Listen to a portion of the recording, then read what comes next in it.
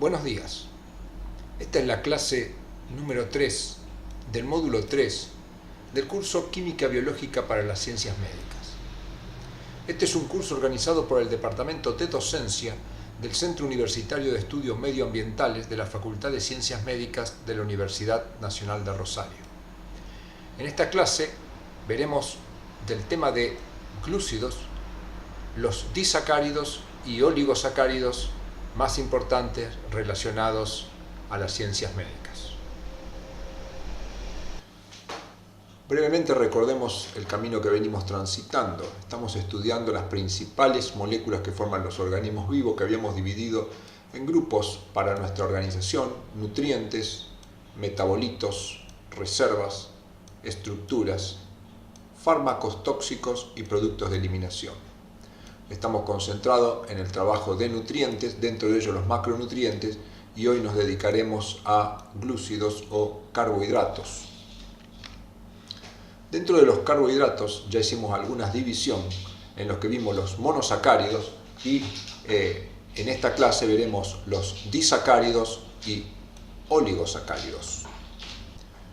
Muy bien, antes de comenzar con los disacáridos y oligosacáridos, veremos cómo se constituye lo que se conoce como unión glucosídica. La unión glucosídica es la unión que mantiene unido a los monosacáridos en los di-, oligo- y polisacáridos. Acá a la izquierda tenemos una molécula de alfa-glucosa que ya hemos estudiado. Se llama alfa porque, como hemos visto, en el carbono anomérico, es decir, el carbono que forma parte de la unión hemiacetálica que une el carbono 1 con el 5, el oxidrilo está hacia abajo. Y acá tenemos una beta-glucosa en que el oxidrilo está para arriba. La unión glucosídica va a ligar dos carbonos de monosacáridos adyacentes. En este caso, supongamos que se va a unir el carbono número 1 del monosacárido de la izquierda con el carbono número 4 del monosacárido de la derecha. En la unión glucosídica lo que se produce es la interacción, digamos, entre dos oxidrilos y se pierde una molécula de agua. Por lo tanto, al perderse una molécula de agua se pierde un hidrógeno y un oxidrilo, quedando solo un oxígeno que vemos representado acá. Este era el carbono número 1, se unió al carbono número 4 y quedaron ligados por un oxígeno. Esto se llama unión glucosídica. Como liga el carbono 1 con el 4, se llama unión glucosídica 1,4. Pero como el carbono anomérico y el oxidrilo estaba hacia abajo, la unión glucosídica es de tipo alfa. De la misma manera podríamos ver, si conectamos por unión glucosídica, una beta-glucosa, donde el oxidrilo está hacia arriba, con el carbono 4. El oxidrilo del carbono 4 está siempre hacia abajo, por lo tanto no se hace mención a su posición. Acá se va a perder un hidrógeno y un oxidrilo con una molécula de agua y se va a establecer la unión de esta manera. Al perderse la molécula de agua nos queda una unión entre el carbono 1, que estaba ubicado hacia arriba, y el carbono 4, donde el oxidrilo tenía su ubicación normal. Por lo tanto, esta unión es 1,4 por involucrar los carbonos 1 y 4, pero es de tipo beta porque, como podemos ver, la unión glucosídica se toma por encima del plano del anillo piranósico de la molécula de glucosa. La presencia de uniones glucosídicas altera lo que se conoce como poder reductor de los carbohidratos. Como ya hemos estudiado en módulos anteriores, una sustancia se dice que tiene poder reductor si tiene capacidad de ceder electrones y producir que otra sustancia se reduzca, es decir, disminuya su número de oxidación. Los hidratos de carbono tienen poder reductor gracias al carbono anomérico que se encuentra involucrado en la unión hemiacetálica. Este carbono anomérico, si tiene el oxidrilo libre, tiene la posibilidad de hidrolizarse y pasar a su forma de aldehído o cetona, en el caso que fuera una cetona. Y en este estadio molecular en el cual el aldehído está expuesto, puede ser atacado por sustancias oxidantes y así el glúcido mostrar su poder reductor, de tal manera de que cuando esté frente a otra sustancia, este grupo, que es un grupo aldehído, se transformará ahora en un grupo carboxilo, que, como podemos ver, ganó un oxígeno. La ganancia de oxígeno implica que se oxidó. Por lo tanto, resumiendo, si el oxidrilo del carbono anomérico está libre, tiene la posibilidad de mostrar su forma de aldehído o cetona y en esta circunstancia muestra poder reductor. Si tomáramos este carbono anomérico, como el oxidrilo no se encuentra libre, sino que se encuentra formando parte de la unión glucosídica, no tiene la posibilidad de abrir la unión hemiacetálica y mostrar el aldehído cetona, por lo tanto, este carbono no tiene poder reductor. Así, cuando analizamos una molécula, como en este caso es un disacárido, el extremo que tiene el oxidrilo libre diremos que es el extremo reductor, y el otro extremo que no tiene el oxidrilo libre lo llamaremos extremo no reductor. Esto es importante para entender los escritos respecto de di, oligo y polisacáridos. Muy bien, pasemos a ver los más importantes disacáridos que nos tocan en las ciencias biomédicas. La lactosa es un disacárido de importancia porque forma parte de muchos de los lácteos y por sobre todo de la leche materna humana. La lactosa es un disacárido que está formado por beta-galactosa y por glucosa, que puede estar en posición beta o en posición alfa. Esto es indistinto porque es interconvertible. Como vimos, en toda unión glucosídica se pierde una molécula de agua. Como la galactosa tiene su oxidrilo en posición beta, cuando se produce la unión glucosídica queda como se encuentra mostrada en esta molécula. Como conecta el carbono 1 con el carbono 4 de la glucosa y el carbono 1 de la galactosa se encuentra en posición beta, decimos que el enlace es beta 1,4. En nuestro organismo presentamos enzimas en el duodeno producidos por el enterocito y que se hallan en el ribete en cepillo, que tiene capacidad de hidrolizar esta molécula. Por supuesto, la carencia de esta enzima acarreará ciertas patologías como son la intolerancia a la lactosa o la baja expresión de lactasa, que hace que este disacárido no sea fácilmente digerible, cosa que ocurre muchas veces en los adultos. Otro disacárido de importancia es la sacarosa. La sacarosa es el componente principal del azúcar de mesa. Está formado por alfa-glucosa y por beta-fructosa. Ambos son hexosas, la alfa-glucosa es una aldohexosa, la beta-fructosa es una cetohexosa. La unión se produce entre el carbono anomérico número 1 de la glucosa y el carbono anomérico número 2 de la sacarosa. Involucra el oxidrilo de ambos carbonos anoméricos, se pierde una molécula de agua y se forma una unión que, como está involucrando el carbono 1 en posición alfa y el carbono 2 en posición beta, decimos que este es un enlace doble glucosídico o enlace glucosídico alfa 1 beta 2.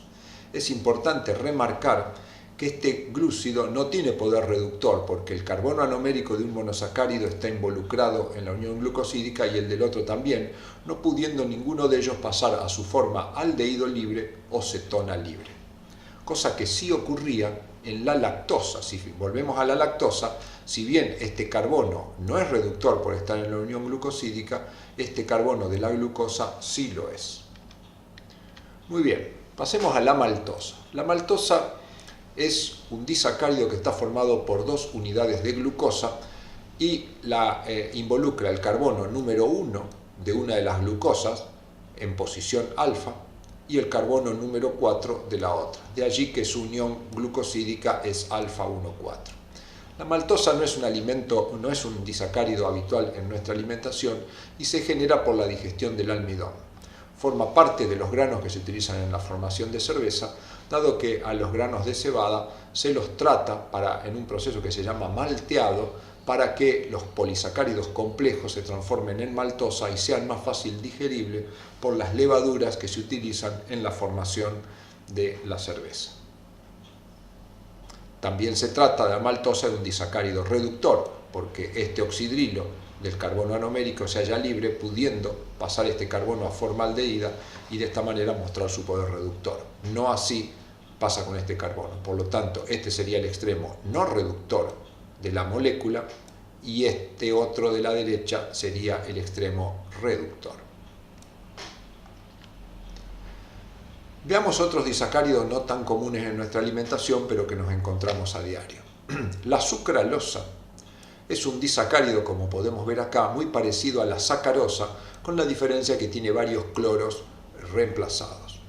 La sucralosa se utiliza como un edulcorante no calórico. Se utiliza en combinación con otros edulcorantes calóricos y no calóricos como son el aspartamo, el acesulfame, el jarabe de maíz de alta fructosa y la sacarosa misma. Es resistente a la hidrólisis por temperaturas elevadas, lo hace de mucha utilidad en la industria.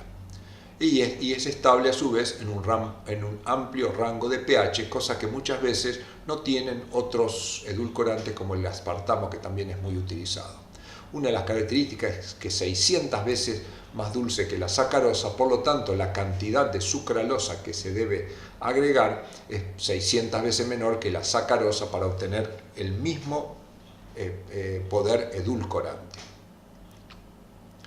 La trealosa es un disacárido que está formado por dos glucosas enganchadas por enlace 1,1.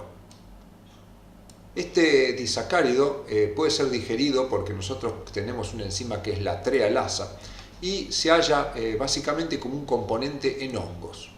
Los vegetales contienen este disacárido y le permite mantener condiciones de vida aún con baja hidratación, dado que en presencia de agua forma geles.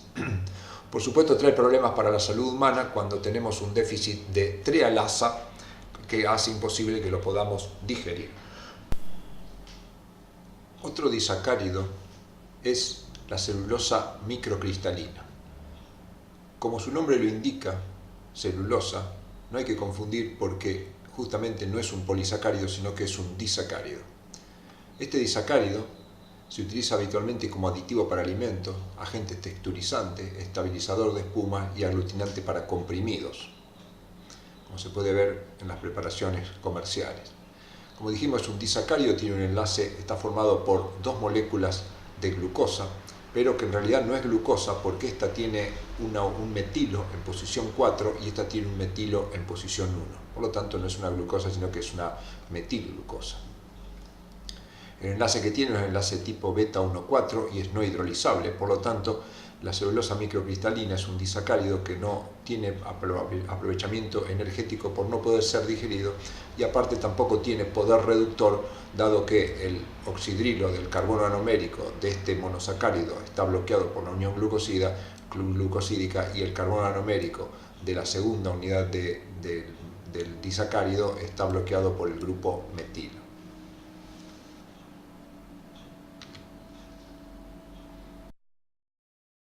Otro disacárido es la celobiosa. La celobiosa es la misma estructura que vimos que la celulosa microcristalina, y este es el nombre científico. Se produce por la acción de beta-glucosidasa de las plantas y bacterias, pero no tenemos nosotros la enzima para digerirlo. Pasemos a algunos oligosacáridos. Si bien los oligosacáridos no son importantes en nuestra alimentación, sí han ido cobrando importancia con el transcurso del tiempo. Se han encontrado oligosacáridos en la leche humana, lo cual ha sido realmente un hallazgo llamativo y sorprendente. La variedad de oligosacáridos en la leche humana es bastante importante y haremos una breve descripción. En general, contienen como componentes lactosa, acá estamos representando con diferentes colores. La glucosa es un círculo azul, la galactosa es un círculo amarillo. Con un cuadrado azul representamos a la N-acetilglucosamina, un triángulo a la fucosa y un rombo violeta al ácido siálico. Ya veremos la fucosa, el ácido siálico y la N-acetilglucosamina en clases anteriores. Cuando una molécula de galactosa se une a una molécula de N-acetilglucosamina por diferentes enlaces tipo beta 1,3 o beta 1,4, genera un disacárido que se llama el lacto-N-biosa. Y como ya vimos, la galactosa y la glucosa por beta 1,4 forman la lactosa. Cuando estos disacáridos se unen entre sí en números que pueden ir hasta 15, forman de los principales oligosacáridos que podemos encontrar en la leche humana.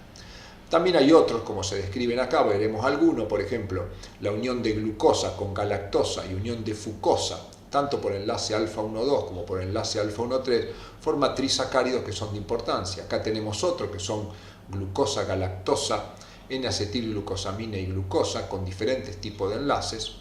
Acá tenemos otro que describiremos. Analicemos por ejemplo este. Este es un oligosacárido de 5 moléculas.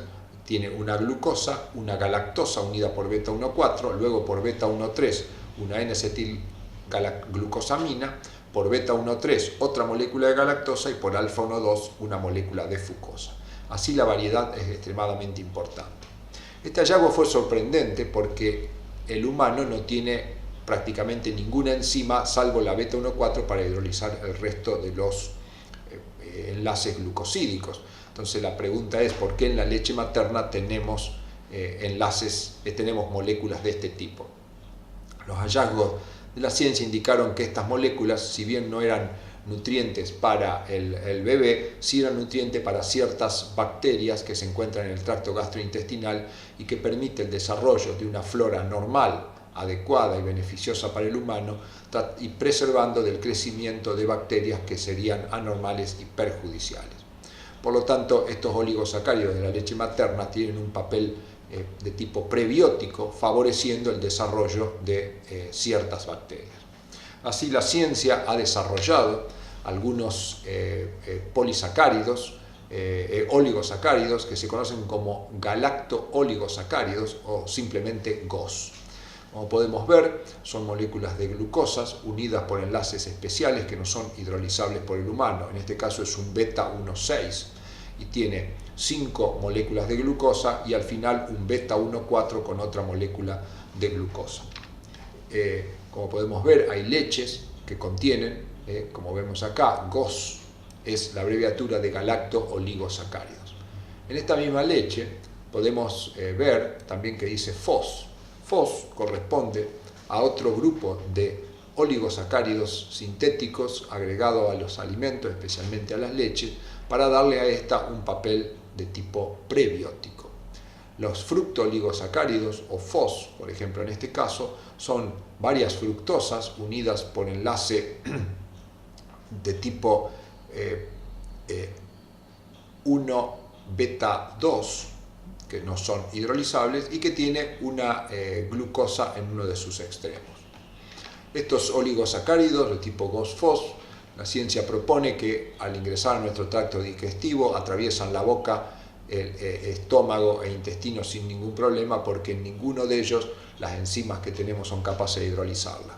Sin embargo, al llegar a los últimos tramos del intestino, las bacterias lo pueden aprovechar porque tienen justamente enzimas para hidrolizar, produciendo a partir de ellos ácidos de bajo peso molecular, favorecen el desarrollo de una flora normal, contribuyen a evitar el desarrollo de floras anormales y la presencia de estos ácidos tiene algunos efectos beneficiosos anexos, como por ejemplo favorecer la absorción de calcio.